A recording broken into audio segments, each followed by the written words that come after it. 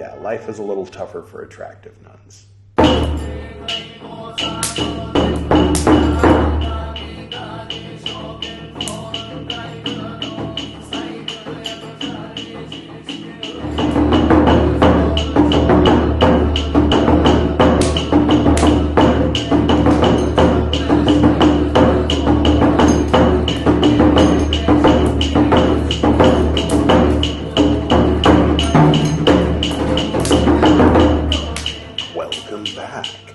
This is Buddhist Books Podcast, episode 165, Tipiṭaka, part 97, in which I will be reciting from the Vinaya Piṭaka, Bhikkhunivibhaṅga, Saṅghàdisesa, number 5 and 6. We'll see if it goes beyond 6, but I'm definitely going to record at least 5 and 6. So, what does all that mean for the people who just tuned in? Basically, I'm reading early Buddhism, pre-sectarian early Buddhism, the rules. So it's like the boring part that everybody says you should skip. I'm reading it, every word, translated into English, because as far as I'm aware, nobody has ever done this. So, you're welcome.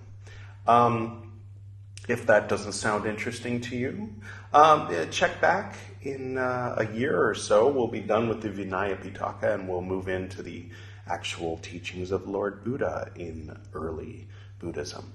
But for today, specifically, Bhikkhunivibhaṅga means, well, it means nun analysis, but it basically means the rules for the nuns, because it's the analysis of the rules. And Saṅghàdisesa, Saṅgha, might sound familiar. Disesa basically means a formal meeting. So if you've ever gotten in trouble, maybe in school, there was like level 1 where, well, depending on the school, you might get slapped by a ruler or told to go stand in the corner for a period of time, or you have to wait outside the classroom. Somehow that's a punishment. I guess in front of the other kids it's a punishment. But then if it's a formal meeting, that means you had to go to see the principal, and then the principal or the headmaster, whatever, or headmistress, head person, called your parents, or guardians, and they have to come in and everybody's going to sit together and talk about what you did. So that's like a formal meeting. You're not quite expelled from the school. There's some of these rules, like killing people, where you get kicked out. You're no longer a nun, or in the case of monks, you're no longer a monk. So this is right below that. Big rules that aren't quite as big as the main big rules, right? So in this case, they have to have a formal meeting and talk about what you did, and then you go back to level 1 of your progress as a nun. And then quite often it mentions you're sent away, but it doesn't provide any clarification. So they're still nuns. You're not being defrocked, but you have a formal meeting involving being sent away. So that's something that's not really clear to me. If it's clear to you, please comment below. And maybe it'll clarify itself later. And so that's what we're doing here today. If this is your first time seeing me, though, I would suggest clicking here. That will take you to the beginning of the Tipiṭaka playlist. And start with Tipiṭaka part 1 rather than part, 97. Our special guest today, White Tara, also known as Yeshidawa, which roughly means wisdom full moon. She has 7 eyes. She has the usual 3, right? Plus on the hands and feet. And she's in full lotus. Green Tara is depicted with 1 foot out of lotus position, like she's ready to get up. So if anybody needs help, then she runs to help them. But White Tara is much deeper in meditation. So we try not to disturb her too much, but she's agreed to be our guest today since we're talking about nuns. All right, do you have any questions before we begin? Wait a minute, I can't hear you. What am I talking about? This isn't like Zoom or something. This is a recorded video. Silly me. All right. Let us begin. Formal meeting. Saṅghàdisesa 5. At one time, the enlightened one, the Lord, was staying at Savatthi in the Jeta Grove in Anathapindika's monastery. Now at that time, the nun Sundarinanda was beautiful, good to look upon, charming. This never ends well. People, having seen the nun Sundarinanda in the refectory, were filled with desire, parentheses, and, end parentheses, gave the very best meals to the nun Sundarinanda, who was filled with desire. The nun was filled with desire. Okay, all right. The nun Sundarinanda ate as much as she pleased. Other nuns did not obtain as much as expected.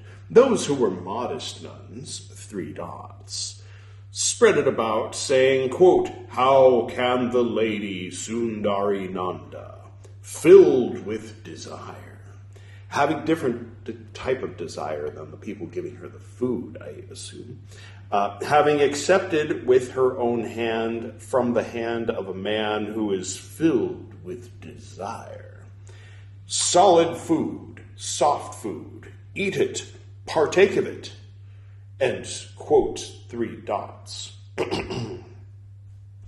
Is it true, as is said, monks, this is the Lord talking, that the nun Sundarinanda, filled with desire, 3 dots, ate it, partook of it, and, quote, quote, it is true, Lord, end quote.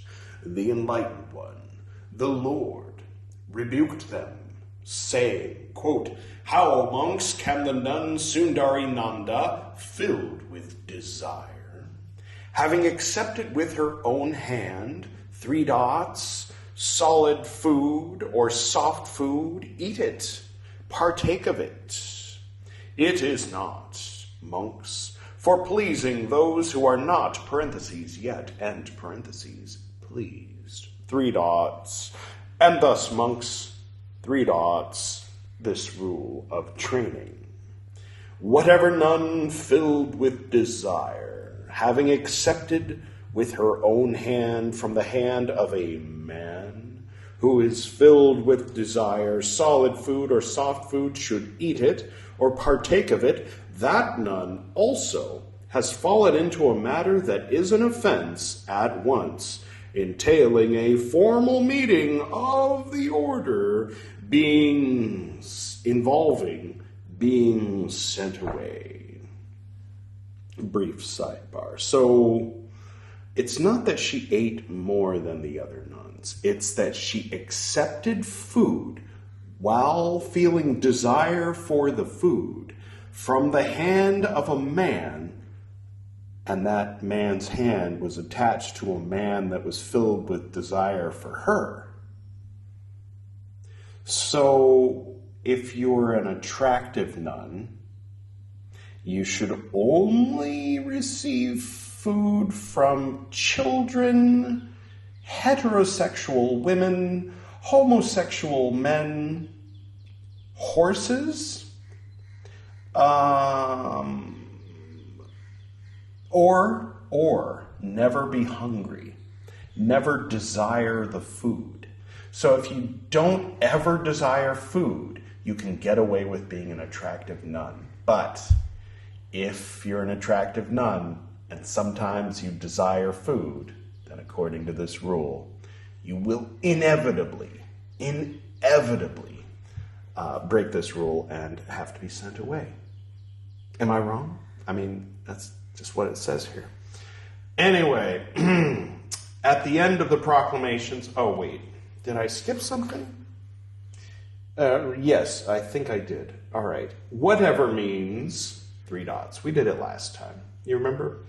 None means Three dots. Filled with desire means infatuated, full of desire, physically in love with. Now I'm a little confused. Was the nun that was receiving the food, okay, so she was filled with desire for the man. I guess it wasn't clear. I mean, it just said she was full of desire. She might have been looking at one of the other nuns. You know, I don't know. It's the 90s. Wait, it's neither the 90s nor was it the 90s then. Never mind. You know what I mean. So if she's interested in the man that's giving her food and the man's interested in her and he's like, well, I'll give you a little extra, it doesn't matter whether he gives her a little extra or not, because that's not in the actual rule, just in the example that led to the rule. If he gives her food, if she takes it from his hand, and they're both like, hey, then that, you've broken the rule. I guess so you don't have to be desiring the food. All right. Filled with desire means infatuated, full of desire, physically in love with. See, it's there twice. Exact words, no variation. So once for the man, once for the nun. Or it was the nun, I forget which one it listed as being full of desire first, but nonetheless, moving on. Man means a human man, not a yaka, not a departed one, not an animal. He is learned, competent to be infatuated. Competent to be infatuated. Show me in this world a human male older than the age of 12 who is so uneducated that he lacks the ability to become infatuated. Maybe he doesn't call it infatuated. All right, that's my little commentary. Solid food means having set aside the 5 parentheses kinds of and parentheses meals, parentheses and parentheses water for cleansing the teeth. The rest is called solid food. All right, so, soft food means the 5 kinds, parentheses, of and parentheses meals. Kanji, barley meal, food made with flour, fish, and meat. If thinking, quote, I will eat, I will partake of, end quote, she accepts, there is a grave offense. For every mouthful, there is an offense entailing a formal meeting of the order. Is it being sent away? Regarding being sent away? Yes. Right. She also means she is so called in reference to the former. Offense at once means 3 dots. We covered that last time, remember? If she accepts water for cleansing the teeth, there is an offense of wrongdoing. If one is filled with desire, parentheses, and parentheses, she accepts thinking, quote, I will eat, I will partake of, end quote, there is an offense of wrongdoing. For every mouthful, there is a grave offense. If one of them is full of desire, but not the other. Okay. If she accepts water for cleansing the teeth, there is an offense of wrongdoing. If both are filled with desire, parentheses, and parentheses, thinking, quote, I will eat, I will partake of, end quote, she accepts from the hand of a yaka, or a departed one, or of a eunuch, or of an animal in human form, there is an offense of wrongdoing. For every mouthful, there is a grave offense. If she accepts water for cleansing the teeth, there is an offense of wrongdoing.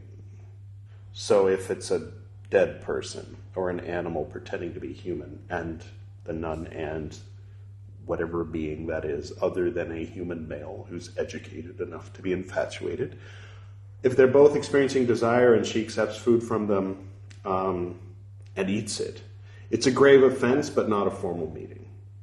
Still shouldn't do it, even if it's a demon right? If one is filled with desire, parentheses, and she accepts, thinking, quote, I will eat, I will partake of, end quote, there is an offensive wrongdoing. For every mouthful, there is an offensive wrongdoing. If she accepts water for cleansing the teeth, there is an offensive wrongdoing. So that seemed to be exactly the same as that first paragraph, except wrongdoing was downgraded to grave offense was downgraded to wrongdoing. So I think this is a follow-up of the, if it's a human, if it's an animal pretending to be human, if it's a departed one, if it's a demon in human form, but only one of them is experiencing desire, and she accepts food from it, then it's a wrongdoing, right? If they're both experiencing desire, it's a grave offense. And if it's a human male, you're out of here, but you're still a nun. It's a formal meeting involving being sent away, right? There is no offense if neither comes to be filled with desire. So a nun can accept food from a man if neither of them are filled with desire. And how do you know? The gossiping other nuns. But it has to be confirmed by asking her, and she has to speak the truth. And she says, yes, I was experiencing desire. Then what do they ask the man? I don't know. Okay, well, these are the rules. They don't explain. Maybe Buddha Gosa in 1,000 years will explain. There is no offense, if neither is filled with desire, if she accepts knowing, quote, he is not filled with desire.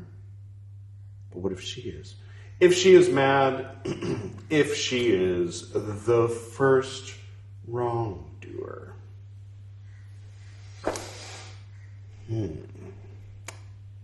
Did we learn anything from that? Anything useful? Well, if you're planning on being a Theravadan nun, then that's useful. Otherwise,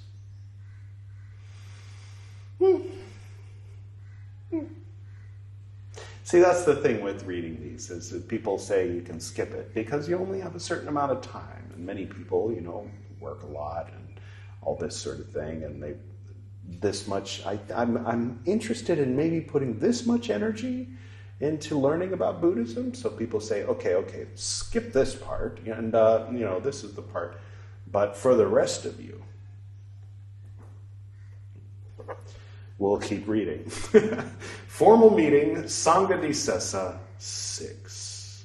At one time, the enlightened one, the Lord, was staying at Savatthi in the Jeta Grove in Anathapindika's monastery. Now at that time, the nun Sundarinanda was beautiful, good to look upon, charming. Yes, we all know the nun Sundarinanda, right? People, having seen the nun Sundarinanda in the refectory, were filled with desire, parentheses, and parentheses, gave the very best meals to the nun Sundarinanda. This all sounds very familiar so far. The nun Sundarinanda, being scrupulous, did not accept. The nun immediately following her spoke thus to the nun Sundarinanda, quote, "Why do you, lady, not accept?" End quote. That's what she sounded like. What can you do? Quote, "He is filled with desire, lady." End quote. Quote, "But are you, lady, filled with desire?" End quote. Quote, "I am not filled with desire." End quote. Quote, "What can this man, whether he is filled with desire or not filled with desire, do to you, lady, since you are not filled with desire?" Don't answer that, please. "Please, lady, eat or partake of the solid food or the soft food which this man is giving to you, you having accepted it with your own hand." End quote. Those who were modest nuns. All right, what do you think is the rule that's going to be established? Who broke a rule? Was it Sundarinanda? Of course, because she's good to look upon, right? Or was it the other nun who forced her to eat what the desirous man was handing to her. What do you think? I don't know either. I have no idea. Let's find out. Those who were modest nuns, spread it about, saying, quote, how can this nun speak thus? Quote within quotes, what can this man, please, lady, eat, partake of, having accepted it with your own hand, end quote within quotes, end quote, Oh, thank goodness. So that other lady was like, go ahead and break the rule. All right. Quote, is it true, as is said, monks, that a nun spoke thus, quote within quotes, what can this man, please, lady, eat or partake of, having accepted it with your own hand, end quote within quotes, end quote, quote, it is true, Lord, end quote. The enlightened one, the Lord, rebuked them, saying, quote, how, monks, can a nun speak thus, quote within quotes? What can this man, please, lady, eat or partake of, having accepted it with your own hand, end quote within quote, question mark. It is not, monks, for pleasing those who are not, parentheses yet, and parentheses pleased, this rule of training. Whatever nun should speak thus, quote within quotes, what can this man, whether he is filled with desire or not filled with desire, do to you, lady, since you are not filled with desire? I mean, this is me talking, I'm not reading from it. I think, anyone who says that in any context needs to be knocked over the head at the very least, because men filled with desire can do things to women whether the woman is full of desire or not. That's just math. All right, continuing. Please, lady, eat or partake of the solid food or the soft food which this man is giving to you, you having accepted it with your own hand, end quote, then quotes. That nun also has fallen into a matter that is an offense at once, entailing a formal meeting of the order, involving being sent away. End quote. Whatever means none means should speak thus, quote within quotes, what can this man, with your own hand, and quote within quotes, parentheses, and parentheses, instigates her, there is an offense of wrongdoing. If at her bidding she accepts, thinking, quote, I will eat, I will partake of, end quote, there is an offense of wrongdoing. For every mouthful there is a grave offense. At the end of the meal there is an offense entailing a formal meeting of the order. So who's in trouble? Is the nun who's breaking the same rule that was written for her? Is she breaking the rule if she eats it? Or is only the person who... Okay, I'll just keep reading.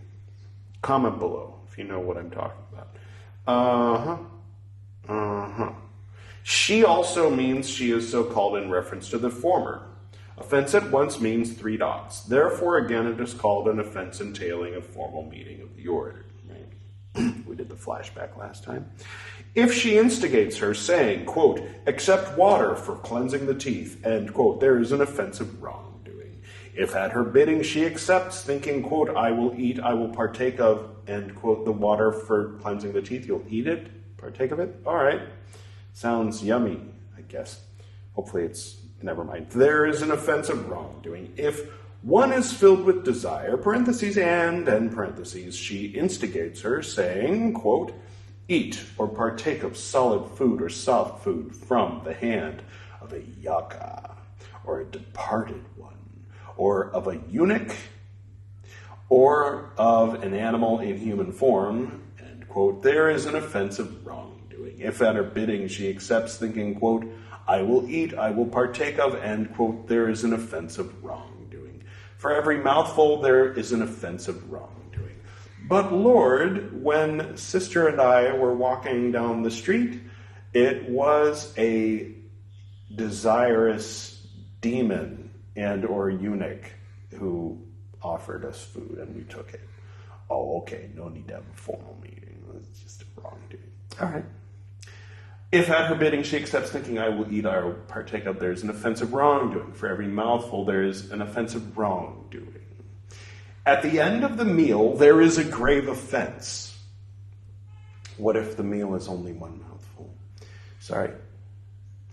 If she instigates her, saying, quote, accept water for cleansing the teeth, end quote, there is an offense of wrongdoing. If at her bidding she accepts, thinking, quote, I will eat, I will partake of, end quote, there is an offense of wrongdoing.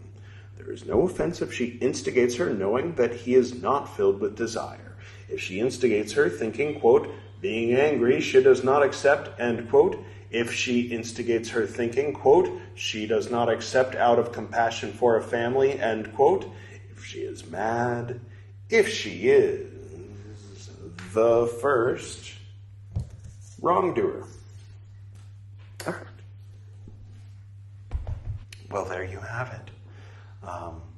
Life must have been and must continue to be very difficult for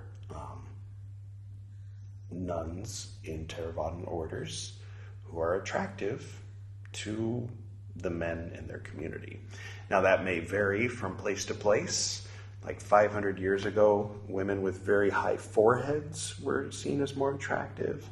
In certain cultures, being very heavy is seen as more attractive because, wealth can support a family, that kind of thing. These days, if you get your picture on the cover of Vogue, you're considered more attractive. So it varies from culture to culture, from century to century, but generally speaking, life is a little tougher for attractive nuns. All right, so thank you to our special guest, White Tara, for being our guest today, and to all you attractive nuns out there, don't accept food from men. And okay, I guess that's it. Do you have any questions, any comments? Feel free to comment below. Some of these are more interesting than others. So, tune in next time, because you never know. Some of these might be like, what? This was sort of like, all right. Okay, so first, cheers. And now I will do the closing. You hear the train? It's our very nice noise pollution here in South Dakota. Not even really pollution. It's so much quieter here. Have you noticed these past few episodes? So much quieter than the old ones in Delhi. I'm just waiting for the train to go by. To the north and to the south, to the east and to the west, to the spirits of light among us, and to the spirits below, we send out our reverent love and compassion. May all beings be happy. May all beings be serene. May all beings be in peace.